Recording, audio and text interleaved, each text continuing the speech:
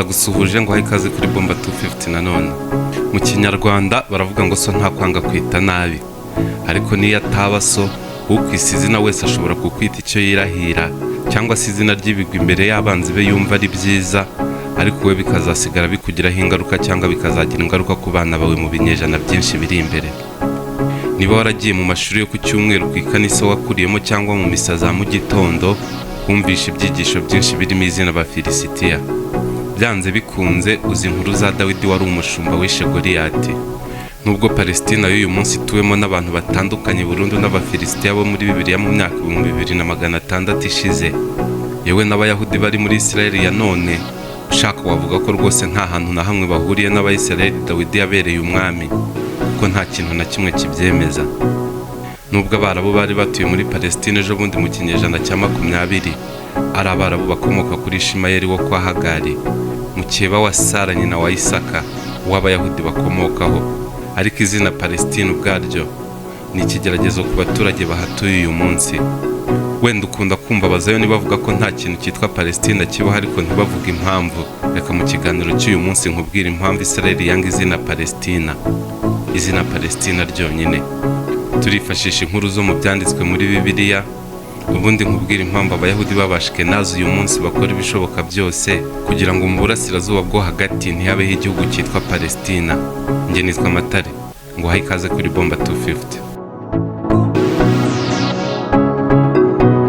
Abafilisitiya ni abantu bigeze kubaho mu bice byo muri Isirayeli na Palestina y'uyu munsi. Bibiliya igaruka ku bishyamirane bwahoraga hagati y'Abayisirayeli n'Abafilisitiya mu kinyejana cya 9 mbere ya Yezu. Babaga mu bice byegereye ku mazi mu majyepfo ashyira uburengerazuba bwa Kanani, uyu munsi wavuga ko ari Gaza n'ibindi bice biherereye muri Isirayeli. Abafilisitiya bibagiranye mu mateka yariyo yose mu kinyejana cya 6, ubwo Babiloni ya Nebukadinezari yari imaze kwigarurira ibice bya Levante nyuma y'ubwami bwa Ashuri. Ubwami bw'Abafilisitiya bwose bwari bugizwe n'imijyi 5 yafatwaga nka leta zabwo. Iyo mijyi izwi ku izina rya Pentapolis. Naho izina Palestina ubwaryo ryazanywe n'umwami w'Abaroma witwaga Hadrian mu mwaka wa 135 nyuma ya Yezu, ahindura uko ubutaka bwa Yudeya bwitwaga. Impamvu yabikoze yari nk'intwaro bashakaga gukoresha bica mu mutwe w'Abayahudi ngo bibagirwe isano bafitanye n'ubwo butaka bwari gakondo yabo. Akaba yarabikoze nk'ikimenyetso cyo kwihimura ku Bayahudi bari bari kugumuka ku Baroma mu myivumbagatano yiswe Bar Kokhba. Hadrian yafashe intara ya Yudeya ayomeka kuri Siriya, abikoramo intara y'Abaroma yitwa Syria Palestina. Yashakaga kuzimya burundu isano y'Abayahudi n'ubu butaka, ahubwo akavuga ko ari ubutaka bw'Abafilisitiya ba kera bo muri Bibiliya. Abayahudi n'uyu munsi babifata nk'itangiriro ryo kurimbura gakondo yabo ku butaka bwa Kanani ya kera. Ubwami bw'Abafilisitiya bwari abaturanyi ndetse bakaba abanzi bakomeye b'Abayisirayeli. Akenshi babaga bapfa imbago z'ubutaka. Abayisirayeli bari batuye mu misozi miremire, naho Abafilisitiya bari batuye mu bibaya ku mijyi bubatse hafi y'amazi. Ubwami bw'Abafilisitiya nibwo bwatumye Abayisirayeli basaba umuhanuzi Samweli ko yabimikira umwami kugira ngo ajye abayobora mu ntambara babaga bahanganye bo n'aba Bafilisitiya n'andi mashyanga yarabakikije. Kubera ko bumvaga kutagira umwami aricyo cyatumaga bahora batsindwa mu ntambara, maze abimikira umwami Sawuli waje no kwicisha inkota ye ku rugamba yanga gufatwa bunyago n'Abafilisitiya. Reka tujye muri Bibiliya mu gitabo cya mbere cya Samweli mu gice cya 8 duhere ku murongo wa mbere. Nuko Samweli amaze gusaza agira abahungu b'abacamanza b'Abayisirayeli. Imfura ye yitwaga Yoweli, uw'ubuheta yitwaga Abiya. Bari abacamanza b'i Berisheba, ariko abahungu be ntibagendanaga ingeso nk'ize, ahubwo bakiyobagiriza gukunda ibintu, bagahongerwa, bagacurwa kibera. Nuko abakuru ba Isirayeli bose bahera ko baraterana basanga Samweli i Rama. Baramubwira bati, dore uri umusaza kandi abahungu bawe ntibagendana ingeso nk'izawe. None rero twimikira umwami ajya ducira imanza nk'ayandi mahanga yose. Aho ni ukugera ku murongo wa 5. Nubwo Abayisirayeli babwiraga Samweli ngo abimikira umwami ajya bacira imanza nk'andi mahanga yose, ariko mu by'ukuri icyo bari bagamije ni ukugira umwami ngo ajye bagenda imbere ku rugamba, barebe ko babasha kugira ingabo zari kubasha gutsinda Abafilisitiya. Reka noneho turebe leta 5 zari zigize ubwami bw'Abafilisitiya naho ziherereye uyu munsi. Umujyi wa mbere wari mu bwami bw'Abafilisitiya ni umujyi wa Gaza. uyu mujyi witwaga Gaza mu bwami bw'Abafilisitiya n'ubundi wari uherereye mu majyepfo ya Gaza Strip y'uyu munsi. Ntabwo wanganaga nk'uko Gaza Israel yasenye kuva mu 2023 yanganaga, ariko ni wari ukomeye muri Pentapolis, imijyi itanu yari igize ubwami bw'Abafilisitiya. Umujyi wa kabiri ni Ashkelon. Ashkelon cyari icyambu cyo ku nyanja mu bwami bw'Abafilisitiya. Uyu munsi ni muri pariki y'igihugu ya Tel Ashkelon mu majyepfo ashyira uburengerazuba bw'umujyi wa Ashkelon muri Isirayeli. Mu bitabo byandikwa no mu burengerazuba bavuga ko bawushinze mu 1949 ubwo Isirayeli yari imaze kuba igihugu. Gusa n'ubundi kugera mu binyejana bya 19 Ashkelon wari umujyi ukomeye muri Palestina mu gihe cy'ubwami bw'Aba-Ottoman. Umujyi wa gatatu wari mu bwami bw'Abafilisitiya ni umujyi wa Ashdod. Ashdod wari umujyi ukomeye wari uzwi ku izina rya Tel Ashdod, aho wari uherereye ubu ni mu birometero 7 uvuye ku cyambu cya Ashdod kiri ku nyanja ya Mediterane muri Isirayeli ya none. Umujyi wa kane ni Ekron. Ahahoze umujyi wa Ekron mu bwami bw'Abafilisitiya ubu ni muri Kibbutz Revadim muri Isirayeli y'uyu munsi. Uyu munsi hakaba hari inzu ndangamurage igaragaza ingengabihe y'amakimbirane y'Abafilisitiya n'Abayisirayeli kuva mu kinyejana cya 9 kugera mu kinyejana cya 6 mbere ya Yezu. Umujyi wa gatanu mu mijyi yari igize ubwami bw'Abafilisitiya ni umujyi wa Gati. Uyu mujyi wa Gati ni wakomokagamo indwanyi nyinshi z'ubwami bw'Abafilisitiya, ndetse ni naho hakomokaga Goliyati wari indwanyi rurangiranwa w'Umufilisitiya wicishijwe ibuye na Dawidi. Gati yonyine yari ituwemo n'abagera ku 10,000. Uyu munsi ni rwagati muri Isirayeli, ahazwi nka Tel Zafit mu birometero 18 uvuye mu mujyi wa Ekron. Mu bitabo bya kera harimo na Bibiliya harimo inkuru zizwi zivuga ku ihangana ry'Abafilisitiya n'Abayisirayeli. Reka duhere ku nkuru ya Samusoni na Delila. Inkuru ya Samusoni na Delila yanditse mu gitabo cy'Abacamanza igice cya 13 kugera ku gice cya 16. Samusoni yari indwanyi yo mu Bayisirayeli yakuraga imbaraga ze mu musatsi, ariko akaba yaranazengerezaga Abafilisitiya ku rugamba. Ikindi yakundaga kugira urukundo abakobwa b'Abafilisitiya. Umugore we wa mbere yari Umufilisitiya yashatse ababyeyi be batamushyigikiye, baza gutandukana acudika n'indi nkumi y'Umufilisitiya yitwa Delila. Uyu Delila yaje no kumugambanira kwa bene wabo. Nyuma y'uko Samusoni yamubwiye ko imbaraga ze ziva mu misatsi, maze Delila arayogosha, ahamagara abasaza be b'Abafilisitiya, baramufata bamutwara bunyago, bamujyana kumufungira mu mujyi wa Gaza. Indi nkuru yamenyekanye hagati y'Abafilisitiya n'Abayisirayeli ni inkuru yo gushimuta isanduku y'isezerano ry'Imana. Byanditse mu gitabo cya mbere cya Samweli igice cya 4 kugera ku gice cya 6.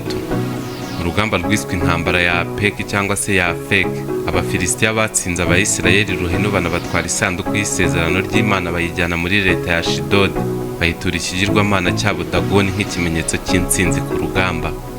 Iyo sanduku y'isezerano yaje kubuza amahoro icyo kigirwamana, maze kikajya kikubita hasi kigashwanyagurika buri kanya. Kimaze kujanjagurika ubugira kabiri, bitera ubwoba Abafilisitiya, maze iyo sanduku y'Imana barayifata bayisubiza muri Isirayeli. Indi nkuru yamenyekanye cyane hagati y'Abafilisitiya n'Abayisirayeli ni inkuru ya Dawidi na Goliyati. Yanditse mu gitabo cya mbere cya Samweli mu gice cya 17.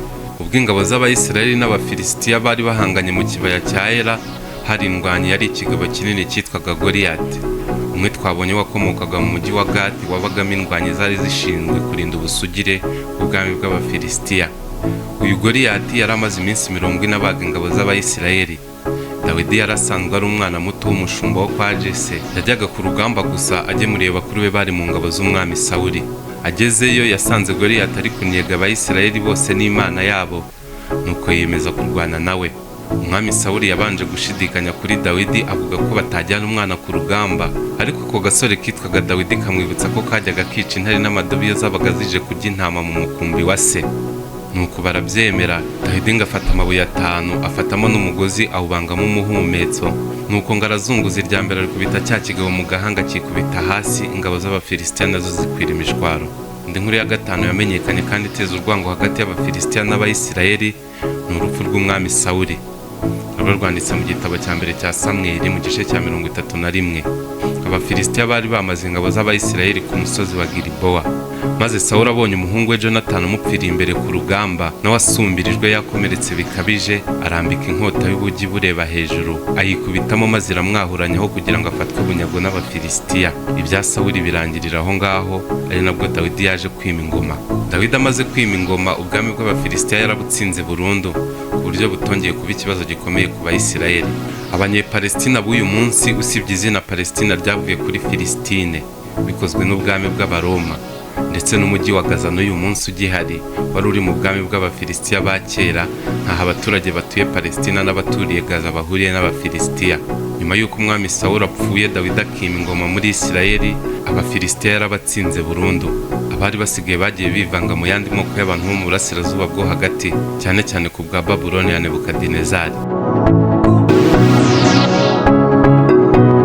Ibyo ni kimwe kandi nuko abantu bo muri Isirayeli y'uyu munsi ari abanyaburayi kurusha uko ari Abayisirayeli bene wabo na Dawidi. Hari ibimenyetso byinshi bigaragaza ko abazwi nka Ashkenazi Jews cyangwa se Abayahudi baturutse mu bihugu byo mu Burayi bwo hagati n'ubw'uburengerazuba, ari nabo ba nyiri ideoloji ya Sionism Isirayeli y'uyu munsi yubakiyeho, bashobora no kuba ari abantu babaga bahanganye n'Abayisirayeli bo kwa Dawidi, kimwe n'uko babaga bahanganye n'Abafilisitiya. Igihari nuko uyu munsi Abayisirayeli banga izina Palestina kuko riva kuri Filistine cyangwa se ubwami bw'Abafilisitiya bari abanzi bakomeye b'abasekuruza babo. Iri zina barifata nk'ikizira kuko kuri bo rivuga ubukoloni no kwirukanwa burundu ku butaka bwabo bwa kera. Nubwo guhindura izina rya Palestina bishobora kuba bitazana amahoro arambye hagati y'Abanyayisirayeli n'Abarabu bo muri Palestina, ariko iyo Abaroma badahindura izina rya Yudeya ngo bayite Palestina, ubu wenda ntabwo Abazayoni baba banga Abanyepalestina nk'uko babanga uyu munsi. Tubona igihugu cya Isirayeli gihangana n'ibindi bihugu by'Abarabu muri kariya karere, ariko urwango banga Abanyepalestina ntabwo rungana n'urwo banga Abarabu bo muri Jordani, nta nubwo rungana n'urwo banga Abarabu bo mu bindi bihugu by'Abayisilamu nka Iran, Pakistan, cyangwa se ngo rube rungana n'urwo bangaga abantu bo muri Syria ya Bashar al-Assad. Aya matsinda yose uko ari abiri, Abayahudi ndetse n'Abanyepalestina, buri rimwe rifata guhindura izina ry'ubutaka nko kugerageza kuzimya burundu amateka na gakondo y'ikindi gice. Abayahudi bo bari kuvuga ibice biherereye muri Palestina bakoresha amazina ya kera mu bihe by'abasekuruza babo. Uzumva bavuga ngo Bethlehem, Yeriko, Hebron, maze bagera kuri Yerusalemu ho bakongeraho ngo umurwa wa Dawidi muri Isirayeli, mu gihe Abanyepalestina bo bavuga ngo Yerusalemu mu murwa mukuru wa Palestina. Ni ukuvuga ko kuva mu 1948 ibibazo Abarabu bo muri Palestina bagiye bahura nabyo, hari ibyo baterwa no kuba batuye ku butaka bwitwa Palestina gusa, kubera ko muri Isirayeli bibibutsa abanzi b'ibihe birebire by'abasekuruza babo, Abafilisitiya. Birumvikana ntabwo Abayahudi bagifite ubushobozi baturana amahoro n'abantu bitwa izina ry'abanzi b'abakurambere babo, bituma Abayahudi babona Abanyepalestina nk'Abafilisitiya, kandi mu by'ukuri ntaho bahuriye nabo mu masano y'amaraso. Ibi ariko nabyo ntabwo byari bikwiye. Ntabwo isi ikiri mu myaka yabo y'iyimuka Misiri, ntabwo ibyo Abaromani bakoreye Abayahudi mu binyejana magana bishize bikwiye kwishyuzwa umuntu uwo ari we wese uyu munsi. Baramutse bumva ari ngombwa kugira uwo bishyuza, bakwishyuza ubwami bw'Abaroma kuko ntaho bwagiye. Icyahindutse gusa n'izina kuko butakitwa ubwami bw'Abaroma, ntabwo bukitwa Roman Empire. Niba wibaza ngo ubwami bw'Abaroma uyu munsi buri hehe, cyangwa se buracyakora cyangwa bukora gute, nabyo mbwire tuzabivugeho.